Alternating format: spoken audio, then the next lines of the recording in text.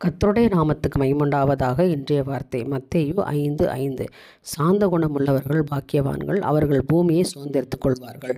விசுவாசிக்கிறோம், ஆமேன்னு சொல்லுங்கள். இன்றைக்கு நீங்கள் சுதந்திரத்து கொள்ள போகிறீங்க. என்னென்னா, உலகத்தின் ஐஸ்வர்யங்களை, சம்பத்தை எப்படி இருந்தால் நீங்கள் சுதந்திரித்து கொள்ளலாம் தெரியுமா?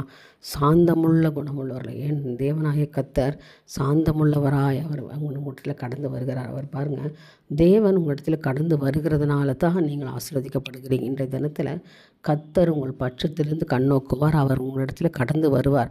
சாந்த குணம் உள்ளவர்கள் பாக்கியவான்கள். தேவன் எப்போ அன்பாக இருக்கிற தேவன். இப்படிப்பட்ட ஒரு குணாதிசயங்களை நீங்கள் உடையவர்களாக இருப்பீர்கள் என்றால் நீங்கள் பாக்கியவான்களும் பாக்கியவதிகளுமாக இருக்கிறீங்க. இந்த நாளில் கர்த்தர் சொல்கிறாரு, நீங்கள் சாந்த குணம் உள்ளவர்களாக இருந்தீங்கன்னா பாக்கியவான்களாக இருப்பீங்க. அப்படிப்பட்டவர்கள் பூமியை சுதந்திரித்து கொள்வார்கள். கர்த்தருடைய ஆசீர்வாதம் இன்றைக்கி ஆண்டவர் சொல்கிறார், மேலே உயரே வானத்திலும் கீழே பூமியிலும் உள்ள ஆசீர்வாதத்தினால் உன்னை ஆசீர்வதிப்பேன். எல்லா ஆசீர்வாதத்தையும் நான் உனக்கு கொடுப்பேன். நீ சாந்தமுள்ள இருதயத்தோடு என்னிடத்தில் கடந்து வா. நீ ஜெப ஆவியோடு கடந்து வா. கோபமாக இல்லை, எரிச்சலாக இல்லை, என்னுடைய சமூகத்தில் அன்போடு கடந்து வா. மகளே, மகனே, நான் உன்னை ஆசீர்வதிக்கிறேன். நான் உன் தலையை உயர்த்துவேன். நீங்கள் எல்லாவற்றையும் சுதந்திரித்து கொள்ளும்படியாய் நான் உனக்கு ஒரு அற்புதங்களை செய்வேன். ஏனென்றால் நான் உன்னை கைவிட மாட்டேன். இந்த தினத்தில் நான் உனக்கு எல்லாவற்றையும் செய்து முடிப்பேன் என்று வாக்கு கொடுக்குறார்.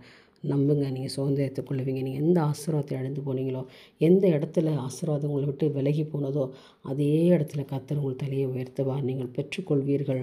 இழந்து போனதை இரட்டத்தனையாய் பெற்றுக்கொள்வீர்கள். உங்கள் குணங்களை மாத்திரம் கொஞ்சம் மாற்றிக்கொள்ளுங்க. இருமாப்போடு இல்லாதபடி, கோபத்தோடு இல்லாதபடி, எரிச்சலோடு இல்லாதபடி, சாந்தமுள்ள இருதயத்தோடு கர்த்தருடைய சமூகத்தில் கடந்து வாங்க. தேவனுக்கு உண்மை உள்ள பிள்ளைகளாக நில்லுங்க. கர்த்தர் இந்த பூமியை உங்களுக்கு சொந்தமாக்கி கொடுப்பார். அல்லேலூயா. நிச்சயமாக இந்த நாளில் கர்த்தர் உங்களுக்கு செய்வாராக. என் தேவனுக்கே மகிமை உண்டாகட்டும். ஆமேன்.